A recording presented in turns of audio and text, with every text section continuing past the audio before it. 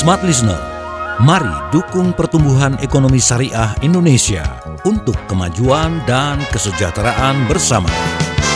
Segera kami hadirkan Smart Syariah bersama masyarakat ekonomi syariah. Smart Syariah, mencerdaskan dan menginspirasi. Selamat mengikuti.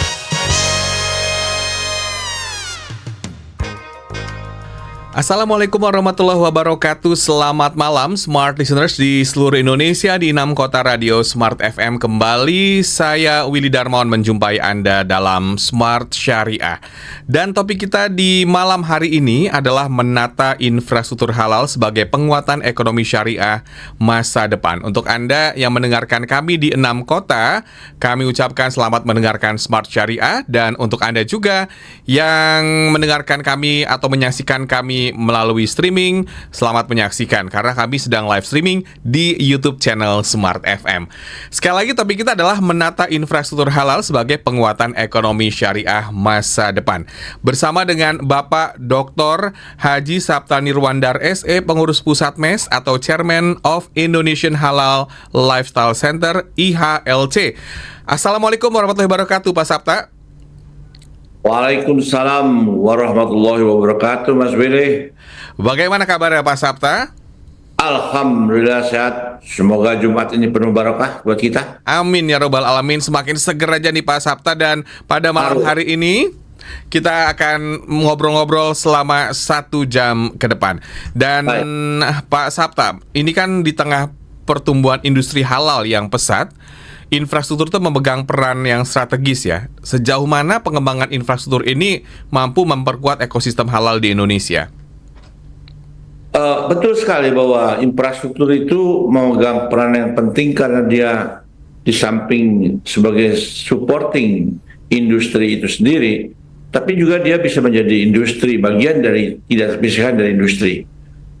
Umpamanya kalau jalan itu infrastruktur juga, yang tentunya sangat penting untuk pertumbuhan industri halal. Mengapa? Karena kalau nggak ada jalan ke bawah, kebayang bawa barangnya, bawa hasil produksi itu, ya kan? Juga yang lebih hilir lagi, tentunya kita membutuhkan hub, pelabuhan, yang saja pelabuhannya itu punya spesifikasi bisa mempermudah screening produk-produk halal dan seterusnya. Nah, juga ada infrastruktur ekonomi. Nah, ini kan perlu juga perbankan dan seterusnya, alat-alat yang berkaitan dengan kemudahan ya. Ada infrastruktur sosial, ada infrastruktur sosial tentunya yang berkaitan dengan rumah sakit, tapi juga bisa bisnis di situ, bisa mix up. Ada lagi infrastruktur yang berkaitan dengan agama, ya kan, itu juga sangat penting. Jadi infrastruktur itu adalah sarana untuk majunya satu negara dan juga lebih khusus majunya sarana industri. Nah, bahkan sekarang ini juga jangan lupa infrastruktur yang berkaitan dengan dunia digital, dunia IT, bahkan juga sekarang sudah masuk ke yang lebih maju lagi, AI, ya kan? Betul. Artificial Intelligence. Nah, jangan salah, kalau di Padang itu udah populer AI itu dengan AI. Ayam dan lape itu juga duluan tuh dikasih. Udah dari lagu tuh ya Pak dulu. Kita udah terkenal ayam dan lape. Nah, jadi AI itu juga salah satu infrastruktur yang base-nya teknologi. Nah, kalau kita segi digital, saya dapat belajar dari report yang dibuat oleh Dinas Standard dan IHLC dan Bappenas, Indonesia Digital Islamic Economy Report itu tahun 2023-2024. Kita termasuk ranking pertama untuk Islamic ekonomi digital. Ini tidak hanya peran pemerintah, tapi juga banyak peran swasta yang punya fasilitas online, punya fasilitas market share atau marketplace yang berbasiskan teknologi. Nah, ini menurut saya, kita lihat aja sekarang apa yang nggak digital, umpamanya pembayaran, QRIS, M-banking, bahkan yang kemarin ya ada demo-demo sedikit, apa demo besar, ada online Gojek ya, bukan ojol ya, online dari transportasi atau supplier untuk makanan dan minuman. Nah, itu juga sarana-prasarana yang berbasis infrastruktur, Mas Willy. Jadi ini sangat penting. Nah, yang memang ada beberapa yang masih kita rasakan belum, yaitu adalah adanya namanya halal hub.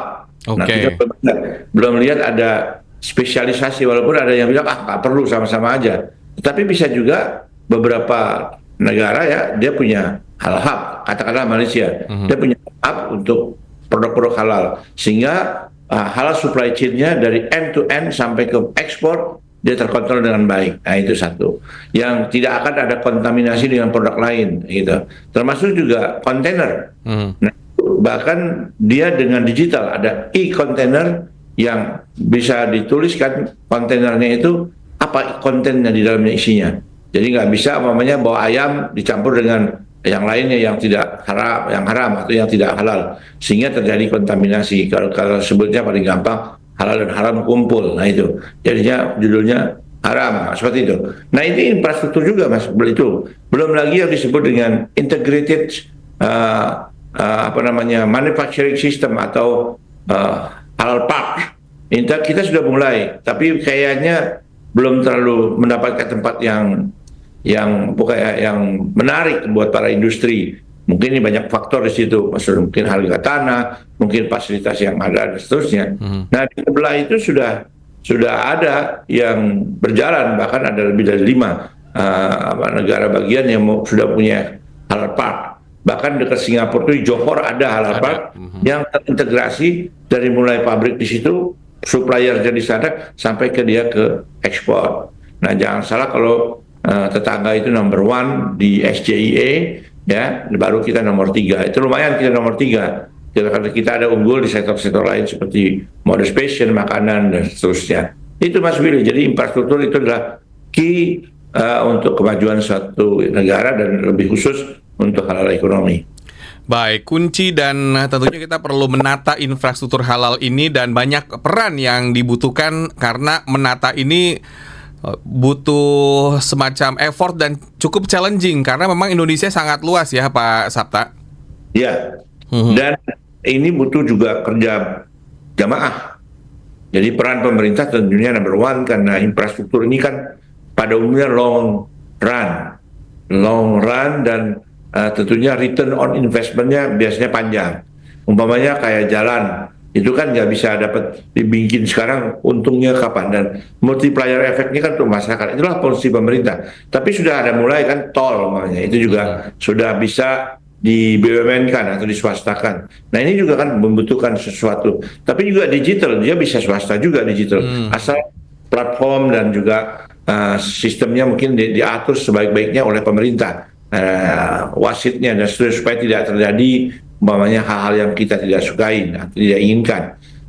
Berikut lagi juga fasilitas park atau pengadaan halal park atau juga yang disebut dengan industri terpadu atau kawasan industri halal. Nah itu juga butuh tangan-tangan pemerintah di samping swasta dan termasuk juga Pemda. Nah, Pemda yang bisa memberikan perizinan dengan mudah, Pemda yang juga memfasilitasi jalannya dan seterusnya, sehingga bahkan lebih jauh lagi kalau dia bisa diberikan juga fasilitas yang pemerintah sangat berperan, yaitu insentif supaya orang bertanah pajaknya Mas. Ya itu juga dipikirkan. Perlu ada nggak ada tax holiday? Perlu nggak adanya insentif pajak untuk barang-barang impor untuk bahan bakunya produk halal. Nah ini juga bisa dirinci. Ada juga umpamanya persoalan PMKM yang akan ikut. Apakah ini dibebaskan juga semacam pajak pendapatannya dan seterusnya. Ini kan perlu dipikirkan secara matang sehingga ini mendorong halal produk itu bisa kompetitif di dalam dan di luar negeri. Dan juga sertifikasi halal.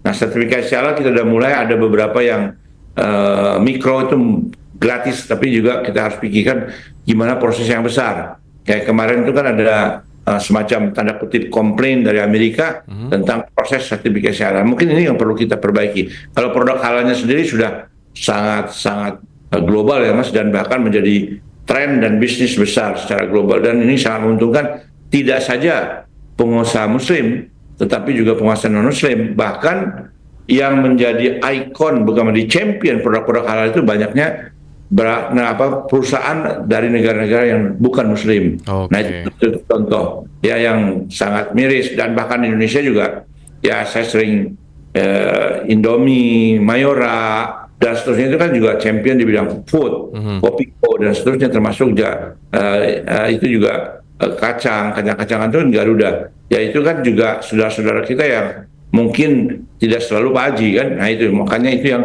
kita lihat bahwa yang disebut dengan produk halal itu berlaku untuk juga semuanya. Artinya Islam itu betul-betul yang kita sebut rahmatan lil alamin, jadi juga bermanfaat buat non-Islam. Bahkan secara kecil-kecilan produk halal makanan itu 2 in 1. Artinya apa, kalau kalau menjual produk halal buat yang non-muslim juga nggak ada masalah, karena halal itu adalah halalan toyiban. Jadi di samping halal tapi juga toyib, artinya berkualitas, hygiene, bahkan dia berlaku juga universal karena produk halal itu garansi untuk hygiene, sehat, bersih dan seterusnya.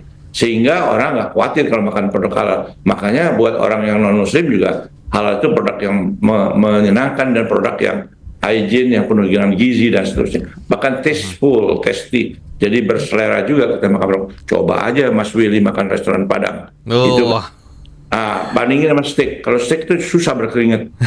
Kalau restoran Padang langsung semangat gitu ya makannya ya. Baik. Orang Padang berkaringe, jadi langsung berkeringat dia. Makanya kalau kita makan rendang atau dendeng dan seterusnya, atau juga cabai hijau belut dan seterusnya, itu kan juga sangat mantap dari sisi kehalalan, tapi mantap dari sisi selera. Baik. Sambil ngebayangin nasi Padang di malam hari ini, Smart Listeners, untuk Anda semua silakan bergabung di YouTube channel Smart FM karena Smart Syariah akan kembali setelah yang berikut ini. Kami segera kembali. Tetaplah menyimak Smart Syariah bersama Masyarakat Ekonomi Syariah. Smart FM, the spirit of Indonesia, part of Kompas Gramedia Radio Network. Kami hadir bukan sekadar menghibur. Kami hadirkan berbagai program berkualitas, membuka wawasan, menginspirasi, dan menguatkan, melewati berbagai krisis dan situasi penuh tantangan. Menjadi panduan pengambilan keputusan bagi para CEO, direktur, manajer, profesional, dan pelaku bisnis di berbagai bidang dengan SIS AB+, serta rentang usia 25 hingga 45 tahun.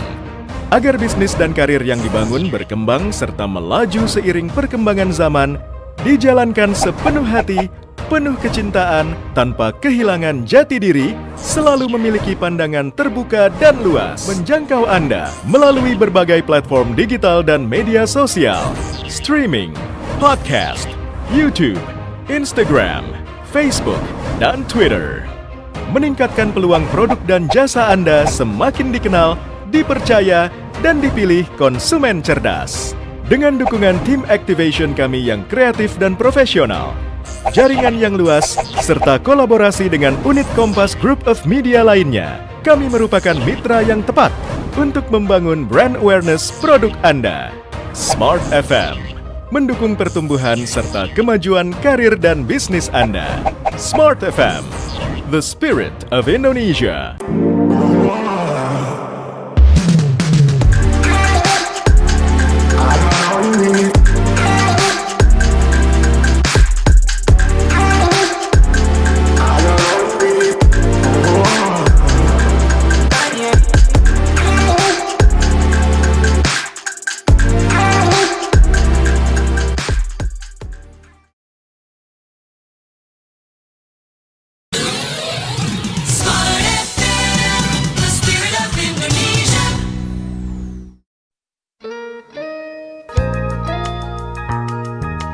Kembali Anda ikuti program Smart Syariah bersama Masyarakat Ekonomi Syariah.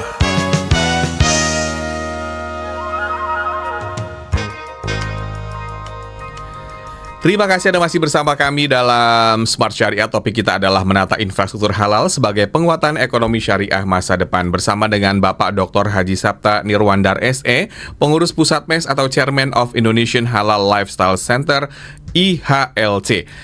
Nah, membahas soal kawasan industri halal yang menyediakan fasilitas dalam satu lokasi terpadu. Bagaimana peran KIH ini yang juga bisa mempercepat pertumbuhan industri halal nasional, dan apa sebetulnya tantangan yang dihadapi, Pak Sapta? Tantangannya harus infrastruktur ya, tersedia dengan aman, terutama yang dasar. Dasarnya itu apa? Listrik, air, zonasi, kelancaran ke pelabuhan. Jelas ada konektivitas, Mas. Kalau dia terpadu tapi ke pelabuhannya susah, percuma juga. Makanya perlu ada integrasi itu. Terpadu itu kan integrated kan, terpusat, bukan terpaksa pakai duit ya. Jadi supaya dari hilir ke hulu ke hilirnya jadi nyambung. Jadi yang dibuat juga di situ juga sistem administrasi perpajakannya sehingga tidak perlu kemana-mana. Tapi juga yang bisa merangsang atau menjadi motivasi itu adalah salah satu, kalau di sebelah itu adanya insentif fiskal, Mas. Insentif fiskal ya, bahkan ada dia memberikan free pajak selama pertumbuhan selama berapa tahun tuh. Nah itu juga ada, juga barang bahan baku produk halal diberikan juga free, itu tertulis di dalam reportnya.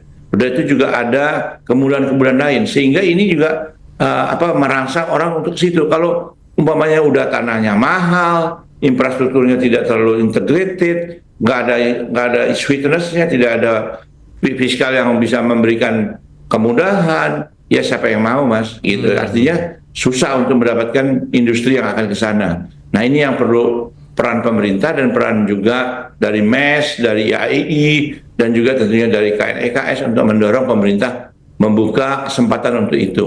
Nah ini juga di kawasan industri awal-awalnya begitu juga, diberikan kemudahan, dan juga terutama listrik kan tidak perlu lagi dia bikin sendiri dan seterusnya, dan juga harganya sangat kompetitif, juga air, dan jangan lupa termasuk sampah, pengelolaan sampah di sana. Nah yang lebih lagi ujung, dia harus connecting well dengan pemasok, dengan juga pada waktu dia harus ke pelabuhan, maupun laut. Baik, nah kalau membahas soal infrastruktur logistik yang efisien tadi sudah digambarkan juga ya, sangat penting untuk menjaga kehalalan produk dari hulu ke hilir. Strategi apa sih Pak Sapta yang paling efektif agar distribusi produk halal ini bisa lebih cepat dan terjamin keasliannya, dan mungkin kalau makanan itu rasanya tetap bagus gitu ya Pak? Ya pertama, sekarang ini kan ada yang disebut digital, ya kan, kita menggunakan digital udah bisa ketahuan dari hulu ke hilirnya, Mas.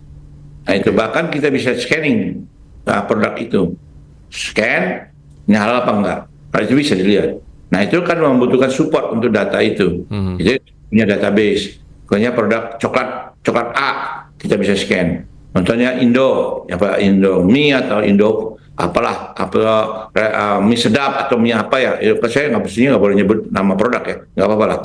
Itu scan kehalalannya, bisa kelihatan registernya, sehingga itu mempercepat proses untuk ekspor, pengiriman dan seterusnya.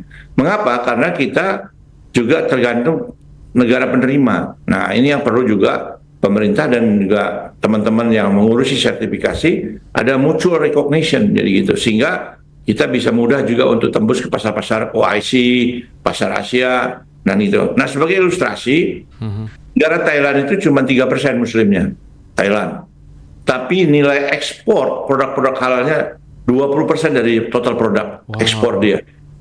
Nah itu kenapa? Karena dia itu adalah memproduksi produk-produk makanan olahan yang semua berlogo halal dan dibuat oleh Sidat kalau nggak salah itu ya, dan juga didukung oleh saintis bahwa itu halal dan seterusnya, sehingga pasarnya besar buat dia. Sehingga kalau jangankan kita belum ada itu kayaknya chip durian yang halal, dia chip durian aja disebut halal. Sudah ada halalnya?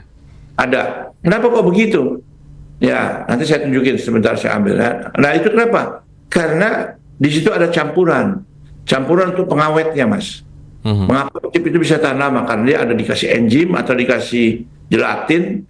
Nah dua ini kalau tidak hati-hati bisa asal usulnya dari yang dilarang oleh agama kita atau dilarang oleh Islam itu.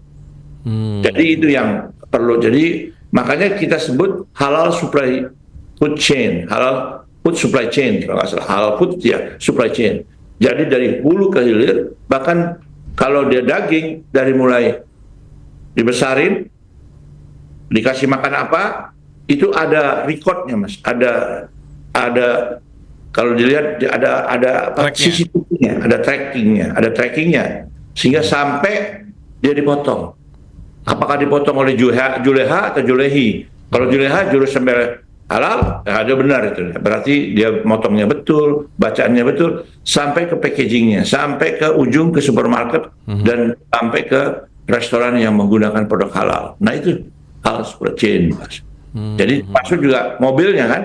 Nah yuk kebayang nggak umpamanya, ya mohon maaf, yuk minta ayam dari pemasok halal, terus yuk mampir ke sebelahnya daging yang lain dicampur. Ah itu najis, tidak termasuk dalam kategori yang betul-betul halal untuk iban. Kambingnya udah betul atau ayamnya udah betul, tapi dicampur-campur ini yang juga membuat kurang sempurna atau kurang thayyiban. Bahkan ada yang bilang itu Pak halal tambah haram, najis judulnya. Nah itu contohnya. Baik, nah kalau membahas soal kebijakan Pak Sabta, nah kebijakan dan insentif pemerintah itu kan menjadi kunci dalam menarik investasi ya di sektor infrastruktur halal. Kira-kira apa saja nih Pak kebijakan yang mungkin telah diterapkan dan seberapa efektif sih mendorong pertumbuhan industri halal saat ini kalau membahas soal kebijakan dan insentif yang sudah ada gitu? Ini yang saya belum tuntas mendengarnya, tapi dari berbagai pemain ini belum clear. Kita tuh belum tegas berapa sih insentif yang diberikan dan juga berapa lama, apa saja insentif. Nah ini harus clear Mas. Kalau enggak, ya investasi itu kan sebulan, bukan sebulan 2 bulan. Nah itu harus tertulis written ya. Umpamanya nih, saya contoh. 1. Pembebasan pajak bahan baku dan biaya cukai impor dan pajak penjualan. Tuh. Nah ini clear kan?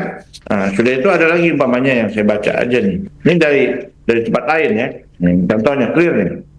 Pembebasan income tax 100% dari pendapatan yang dihasilkan selama 5 tahun sampai dengan 10 tahun. Jelas kan, Mas? Potongan pajak sebesar 100% dari belanja modal yang memenuhi syarat. Tuh. Ini kan menarik kalau kayak gini. Nah, itu tertulis itu. Cuman kan kode etik aja saya nggak sampaikan. Kalau saya sampaikan ada tertulis dan itu bisa dicek. Oke. Nah, itu di sebelah sono. Ya kan? Nah, artinya tetangga, WA-nya tetangga.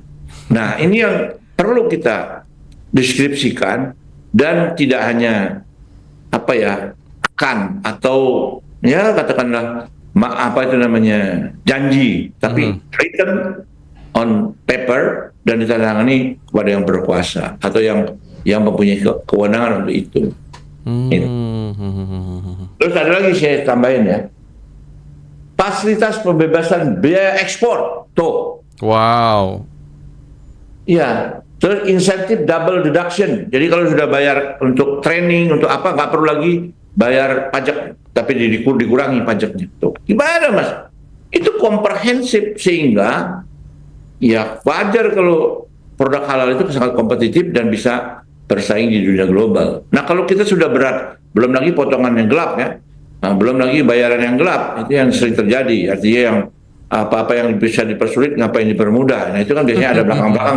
Ada embel-embelnya biasanya. Nah itu biasanya ada hadiah-hadiah yang tidak sepantasnya. Nah itu juga memberatkan. Akhirnya high cost. Akhirnya juga produk kita tidak kompetitif dibandingkan yang lain. Jadi sebetulnya mungkin peran pemerintah dalam ini pengambil kebijakan termasuk juga insentif ini sangat mempengaruhi banget gitu ya untuk kondisi saat ini, karena kita bisa melihat negara-negara tetangga gitu mereka memberikan keistimewaan untuk industri halal ini ya Pak Sabta.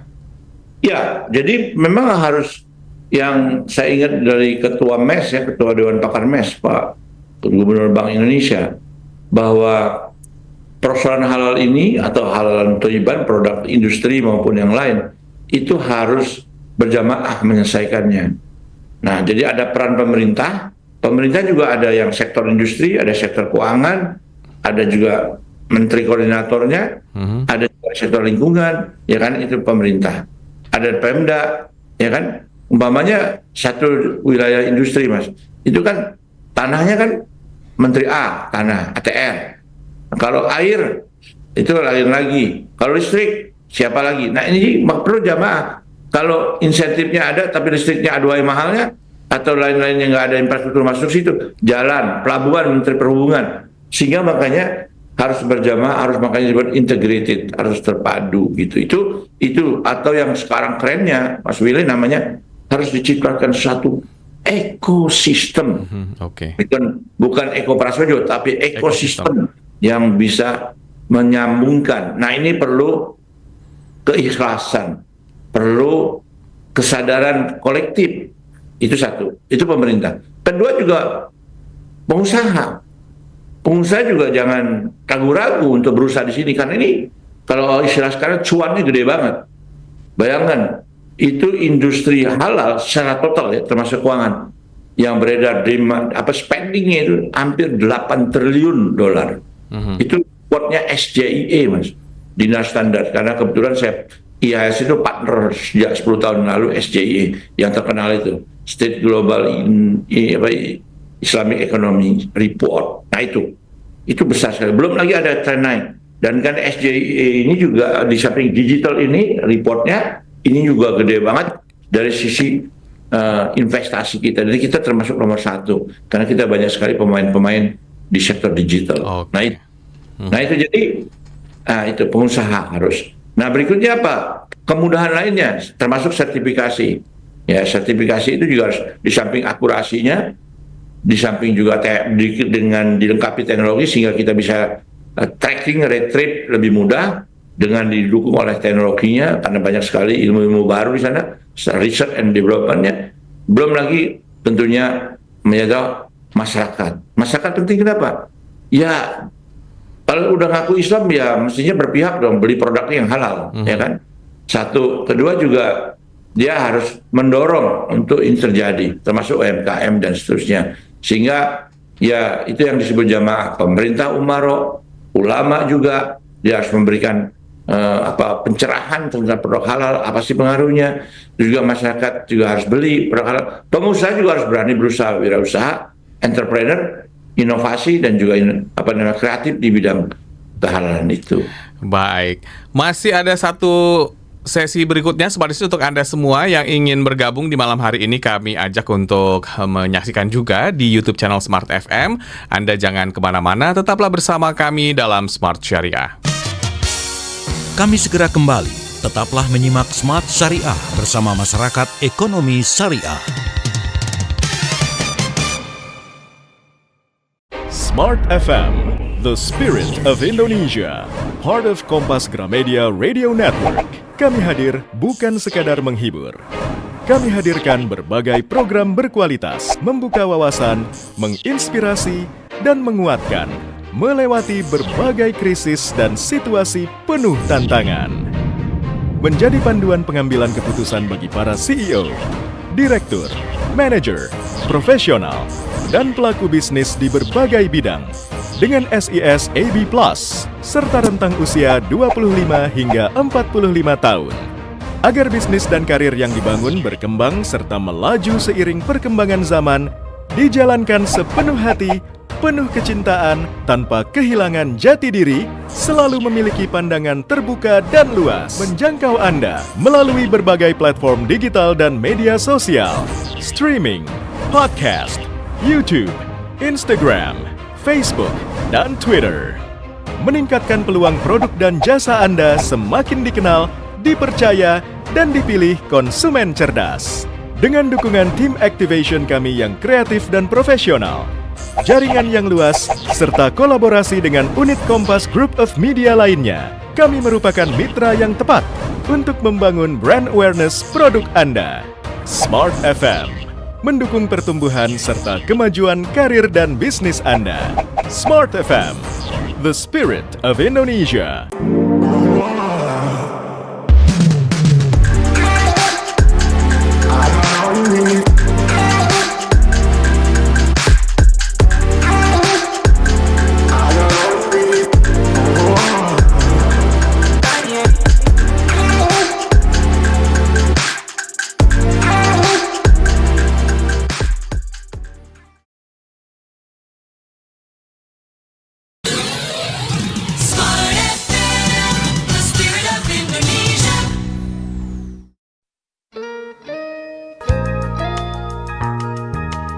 Kembali Anda ikuti program Smart Syariah bersama Masyarakat Ekonomi Syariah.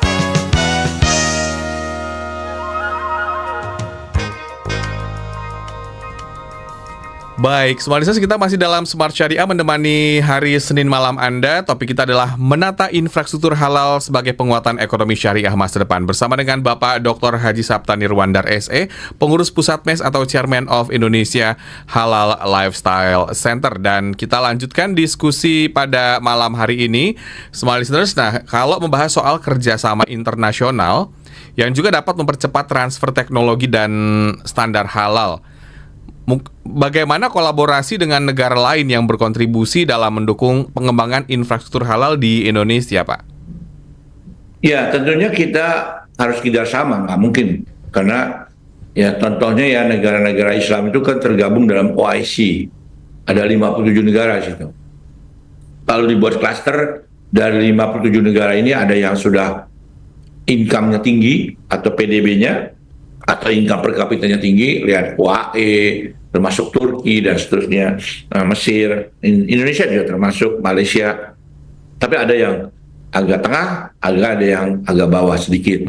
Nah ini kan pasar sebetulnya buat kita. Nah ini kan kalau mereka aja pasarnya itu kalau tidak salah OIC itu sekitar 2, berapa T dolar, Mas. Demand-nya terhadap produk halal. Mulai dari tadi, paling besar tentu makanan. Kalau makanan itu kita tidak hanya yang di piring, tapi yang tadi ini, seperti ini nih. Nah, ini kan makanan olahan, pabrikan. Ini durian dari Thailand, ya. Durian aja begini. Saya tanya, kenapa kok durian dikasih logo halal? Karena Prof. Winay, ahlinya itu, Prof. Winay Dahlan bilang, ini bisa masuk gelatin isi campurannya, dan mixture termasuk juga enzim. Nah itu adalah produk campuran yang bisa awet ini ya, crispy dan awet. Ini nggak bisa tanpa ada campuran itu. Saya pernah kejadian waktu di salah satu tempat di Malaysia, saya bersama dua orang pakai hijab masuk ke seafood restaurant, ditolak, nggak bisa yuk di sini. Saya bilang ini seafood. Iya seafood non halal gitu. Ya seafoodnya halal, tapi saya masaknya dengan yang tidak halal atau minyaknya. Untuk menggurih, karena minyak itu dicampur supaya ikannya lebih gurih. Nah ini yang tidak boleh buat Anda. Akhirnya saya pindah ke sebelah. Nah itu contoh-contoh bahwa campuran ini, ya ini juga memberikan ketidakhalalan atau sebaliknya. Nah itu Mas. Nah jadi ya kita perlu ada kerjasama dengan tadi OIC. Sudah ada sebetulnya SMIC. Nah tinggal kita lebih aktif. Sementara ini SMIC ini dikuasai oleh Turki ya. 2 kali sekjennya orang Turki. Nah untuk apa kita aktif di SMIC ini? Untuk terjadi yang disebut Mutual Recognition Agreement. Jadi kalau udah Mas Willy periksa, saya diperiksa, you berdua kita sama-sama tahu, sama-sama oke. Jadi nggak perlu dipersulit lagi. Nah juga Mutual Recognition Agreement itu bisa di ASEAN, bisa negara-negara Islam, bisa 2 negara.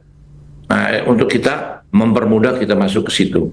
Umpamanya JAKIM dengan MUI, saya nggak tahu apa sudah ada Mutual Recognition. Barang dari Indonesia nggak perlulah terlalu rumit diperiksa di Malaysia karena sudah sertifikat MUI atau sertifikat BPJPH.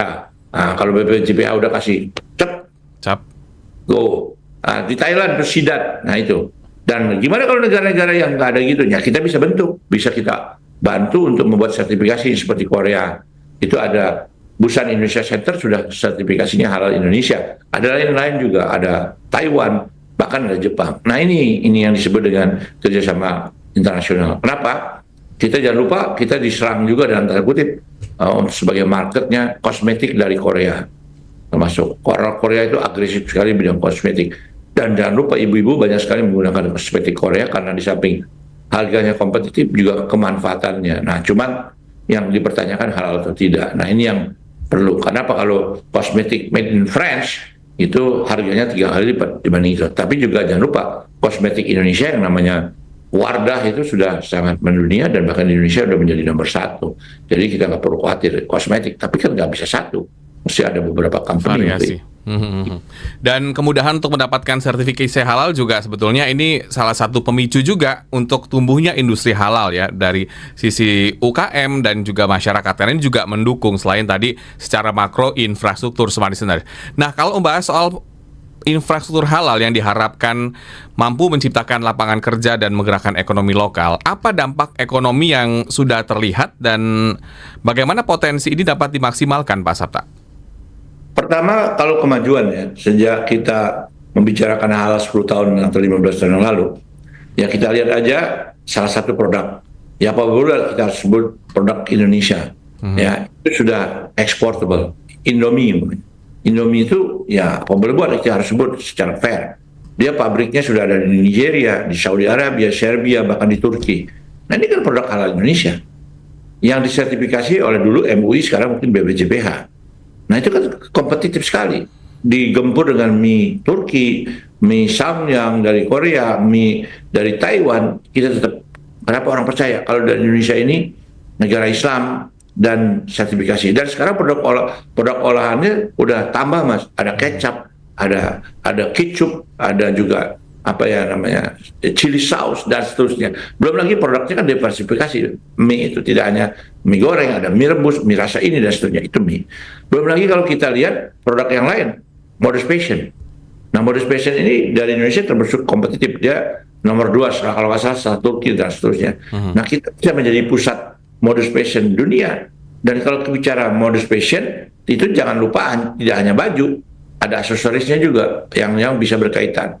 Nah ini kan mau nggak mau kalau ini maju, membuka desainer, membuka pabrikasi, membuka pabrik tekstil yang Sritek aja tutup, nah mestinya kita buka itu. Nah belum lagi lapangan kerja dan juga orang yang bekerja di situ. Itu baru. Yang ketiga, farmasi juga termasuk. Ya belum lagi sektor keuangan ya. Belum lagi sektor apa? Yang juga jangan lupa, kita itu ada sektor art and culture. Ini juga jangan main-main gitu. Banyak sekali lagu-lagu kayak Maher Zain dan seterusnya itu juga orang Islam banyak suka dan seterusnya. Nah ini yang mestinya diintegrasikan, diberikan dorongan agar kita tidak hanya untuk kebutuhan dalam negeri. Kalau kita sudah menjadi konsumen, itu susah kita. Lebih bagus kita menjadi produsen di negeri kita sendiri dan juga why not untuk ekspor. Nah itu yang kita harapkan. Nah itu tentunya peran infrastruktur, peran insentif, peran regulasi untuk mendorong itu harus ada keberpihakan dan termasuk juga harus ada edukasi dari pemerintah maupun juga dari para ulama, dari para pengusaha dan juga akademisi. Jangan lupa akademisi juga bisa tulis-tulis, bisa memberikan itu. Seperti Thailand itu, Chulalongkorn University itu ya dia sangat membantu untuk sektor halalnya bisa maju karena dikasih based on research and development, termasuk dia bisa ngetes sekarang ini dengan AI produk-produk makanan. Itu Mas Willy. Termasuk juga peran universitas, lembaga penelitian di sini sangat penting karena dengan adanya mungkin lembaga-lembaga tersebut, kemudahan-kemudahan untuk mendapat sertifikasi atau kehalalan itu bisa teruji sehingga masyarakat itu percaya ya Pak, termasuk juga para investor. Iya, pasti itu ya, itu karena apa? Kepercayaan atau brand itu kan reputasi. Mas Willy pakai apa umpamanya yang biasa yuk? Umpamanya ambil aja mobil, yuk pakai mobil merek tertentu. Karena dia punya reputasi mobilnya nggak pernah mogok, jarang dan juga comfort. Mercedes umpamanya atau Toyota yang gitu. Tapi kalau yang baru-baru kan ragu juga. Nah brand is about reputasi. Jadi kalau kita produknya si A, halalnya betul halal, bukan halalan Tanah Abang, artinya yang dibikin-bikin capnya, tapi dia betul. Nah ini juga reputasi. Nah brand ini tentunya harus diciptakan. Brand Indonesia oke, karena negara kita memang seperti itu. Nah ini yang harus diciptakan dan harus didorong, pengusaha kita berani itu. Belum lagi sektor hotel Mas, itu hotel itu juga begitu. Kenapa? Kita masih relatif sepi hotel yang friendly atau hotel yang ya halal. Di Thailand itu udah ada 10 atau 15 yang berbintang 4. Nah itu sih choice juga, pilihan. Kalau mau hotel yang lain silakan, mau hotel yang ini ada silakan. Kita ini yang memang perlu ada semacam rangsangan, insentif, tapi juga sekaligus pencerahan. Tapi yang penting juga harus ada kebijakan yang konkret yang betul-betul memberikan, tidak hanya omon-omon ya. Kalau bukan omon-omon ya ada insentif, ada ini, ada itu, tapi di lapangan tidak ditemukan itu pasti membuat kita sayang sekali. Nah kenapa?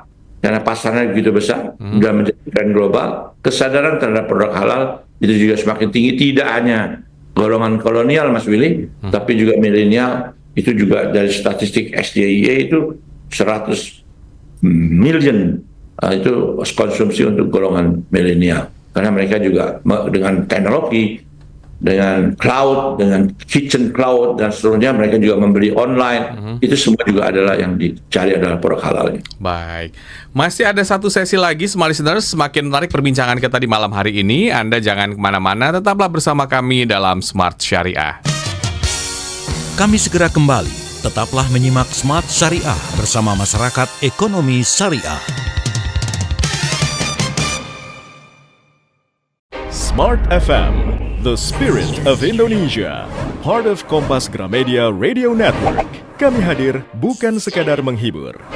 Kami hadirkan berbagai program berkualitas, membuka wawasan, menginspirasi, dan menguatkan, melewati berbagai krisis dan situasi penuh tantangan. Menjadi panduan pengambilan keputusan bagi para CEO, direktur, manajer, profesional, dan pelaku bisnis di berbagai bidang dengan SIS AB+, serta rentang usia 25 hingga 45 tahun. Agar bisnis dan karir yang dibangun berkembang serta melaju seiring perkembangan zaman, dijalankan sepenuh hati, penuh kecintaan, tanpa kehilangan jati diri, selalu memiliki pandangan terbuka dan luas, menjangkau Anda melalui berbagai platform digital dan media sosial, streaming, podcast, YouTube, Instagram, Facebook, dan Twitter. Meningkatkan peluang produk dan jasa Anda semakin dikenal, dipercaya, dan dipilih konsumen cerdas. Dengan dukungan tim activation kami yang kreatif dan profesional, jaringan yang luas, serta kolaborasi dengan unit Kompas Group of Media lainnya, kami merupakan mitra yang tepat untuk membangun brand awareness produk Anda. Smart FM mendukung pertumbuhan serta kemajuan karir dan bisnis Anda. Smart FM, the spirit of Indonesia.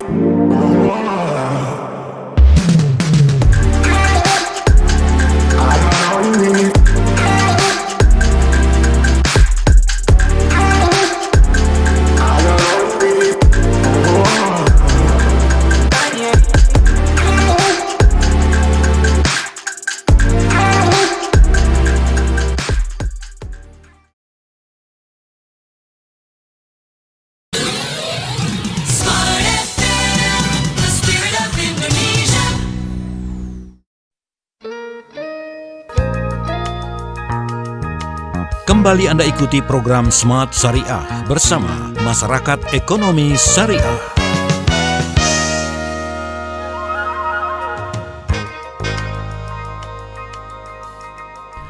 Tidak terasa sudah masuk sesi terakhir di malam hari ini. Topik kita adalah menata infrastruktur halal sebagai penguatan ekonomi syariah masa depan. Bersama dengan Bapak Dr. Haji Sapta Nirwandar SE, pengurus pusat MES atau Chairman of Indonesian Halal Lifestyle Center IHLC.